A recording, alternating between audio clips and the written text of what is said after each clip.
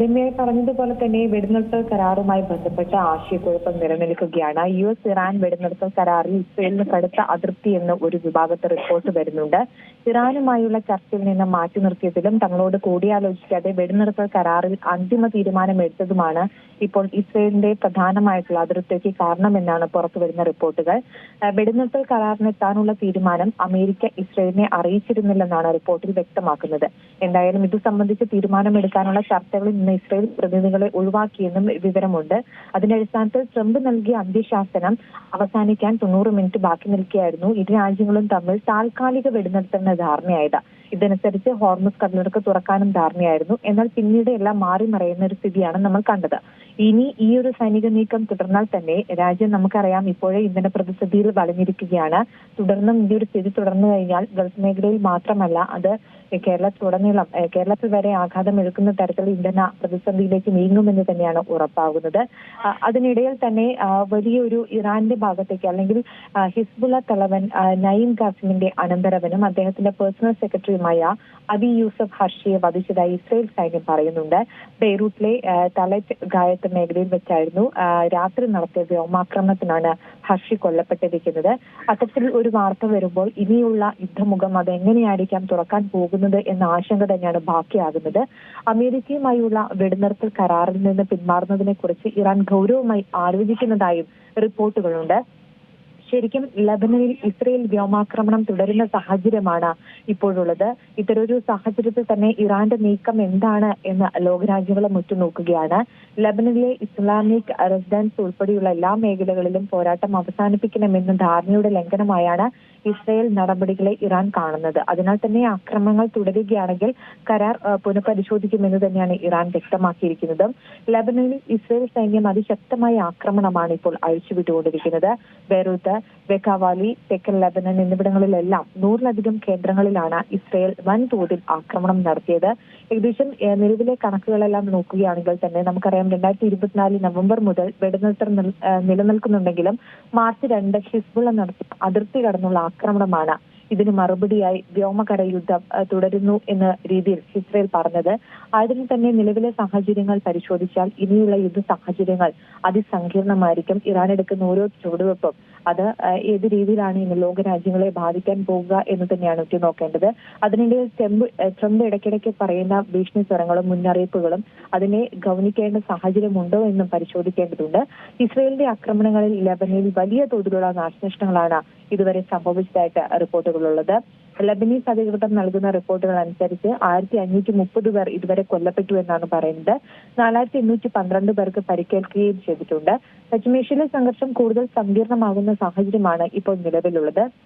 ഇറാന്റെ കരാറിൽ നിന്നുള്ള പിന്മാറ്റം അത് ശരിക്കും പറഞ്ഞാൽ ഈ യുദ്ധാന്തരീക്ഷത്തെ തന്നെ താറുമാക്കുന്ന നിലയിലേക്കാണ് കാര്യങ്ങൾ കടന്നുപോയിക്കൊണ്ടിരിക്കുന്നത്. ഒമാന് നമുക്കറിയാം ആശ്വാസ വാർത്ത വരുമെന്ന പ്രതീക്ഷയുണ്ടെങ്കിലും ഇപ്പോൾ ഓരോ തീരുമാനങ്ങളും അത് ലോകരാജ്യങ്ങളെ നെഞ്ചെടുപ്പോടെ തന്നെയാണ് നോക്കിക്കാണുന്നത്.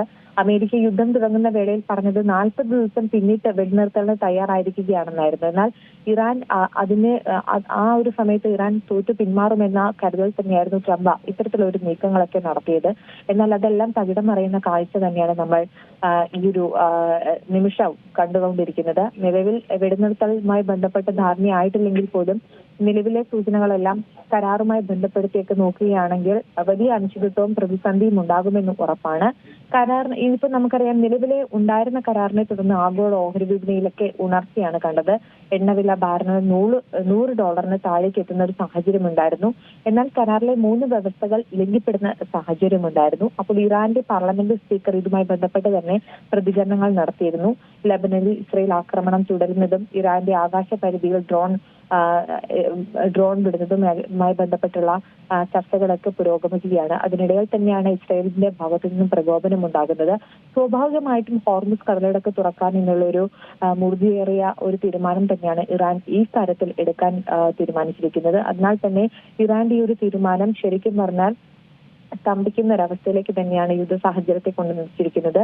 നിലവിലുള്ള സ്ഥിതിഗതികൾ വിലയിരുത്തുകയാണെങ്കിൽ ഈ ഒരു യുദ്ധം ഇനിയും തുടർന്നു പോയിക്കൊണ്ടിരുന്നാൽ ശത്രുവിനെ പൂർണ്ണമായും നശിപ്പിക്കാൻ ആരാണോ ആയുധങ്ങൾ തൊടുത്തുവിടുന്നത്, പക്ഷെ അത് നേരെ തിരിച്ച് അവരിലേക്ക് വരുന്ന ഒരു കാഴ്ച തന്നെയാണ് നിലവിലുള്ളത്.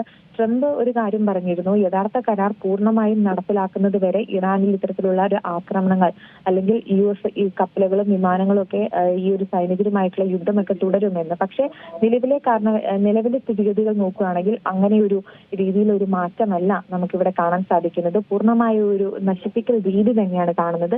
നമുക്കറിയാം, ഇതിന്റെ ഒരു സ്ഥിതിയിൽ തന്നെ പാകിസ്ഥാന്റെ മധ്യസ്ഥതയിൽ ഇറാനുമായി നടത്തിയ ചർച്ചകൾ കണ്ടിരുന്നു. അത് ട്രംപ് വെടിനിർത്തൽ പ്രഖ്യാപിക്കുന്നതും അതിനുശേഷമായിരുന്നു. പിന്നീടാണ് ഹോർമുസ് കടലിടുക്ക് തുറന്നു കൊടുക്കുക എന്ന നിബന്ധനയിലേക്ക് കരാറുണ്ടായത്. എന്നാൽ ആ ആക്രമണങ്ങൾ നിർത്തിയാലും തങ്ങളും പ്രത്യാക്രമണം അവസാനിപ്പിക്കുമെന്ന് ഇറാനും വ്യക്തമാക്കിയിരുന്നു. ഇസ്രയേലും ഈ വെടിനിർത്തലിനോട് യോജിച്ചതായാണ് റിപ്പോർട്ടുകൾ ഉണ്ടായിരുന്നത്.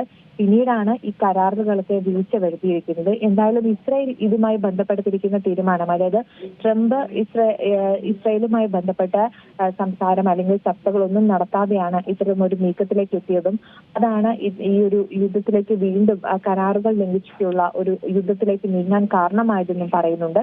നിലവിലെ സ്ഥിതിഗതികൾ വിലയിരുത്തുകയാണെങ്കിൽ ഇനിയുള്ള അല്ലെങ്കിൽ തുടർന്നുള്ള ഓരോ മണിക്കൂറുകളും യുദ്ധാന്തരീക്ഷം കലുഷിതമാകുമെന്ന് ഉറപ്പാണ്. അത് ലോകരാജ്യങ്ങളെ തന്നെ വളരെ മോശമായിട്ട് തന്നെ ബാധിക്കും. ഇതിനെ പ്രതിസന്ധി നമ്മൾ എപ്പോഴും പറയുന്നത് പോലെ തന്നെ അതിരൂക്ഷമായി തുടരാനുള്ള ഒരു സാഹചര്യം തന്നെയാണ് നിലനിൽക്കുന്നത്. ഹോർമുസ് കടലിടുക്കുമായി ബന്ധപ്പെട്ടിട്ടുള്ള ചർച്ചകളിലെല്ലാം എല്ലാവരും ഉറ്റുനോക്കുന്ന പ്രധാന കാര്യം തന്നെയാണ്. പ്രധാനമായും വിമാന സർവീസുകളുടെ ഇന്ധനവില ചാർജ് കൂടിയത് കൊണ്ട് തന്നെ വിമാന സർവീസുകളെല്ലാം താളം തെറ്റുന്ന ഒരു സാഹചര്യം ഉണ്ടായിരുന്നു. അത് ഇനിയും തുടരുമെന്നൊരു സാഹചര്യം ഉണ്ടാകുമ്പോൾ നമുക്കറിയാം, ഇന്ന് കേരളത്തിൽ വോട്ട് പോലും നടക്കുന്ന സാഹചര്യത്തിൽ പ്രവാസികൾക്ക് പോലും യാത്ര ചെയ്യാൻ പറ്റാത്തൊരു സാഹചര്യം ഉണ്ടായിരുന്നു. അത്തരമൊരു സാഹചര്യത്തിൽ ഇനിയും തുടർന്നുള്ള വിലക്കുകൾ എങ്ങനെയാണ് ബാധിക്കാൻ പോകുന്നത് എന്ന ആശങ്ക മാത്രമാണ് ബാക്കിയാവുന്നത്. ഏറ്റവും പുതിയ വാർത്തകളും വിശേഷങ്ങളും വിരൽത്തുമ്പിലറിയാൻ സീ മലയാളം ന്യൂസ് എല്ലാ ഡിജിറ്റൽ പ്ലാറ്റ്ഫോമുകളിലും ലഭ്യം.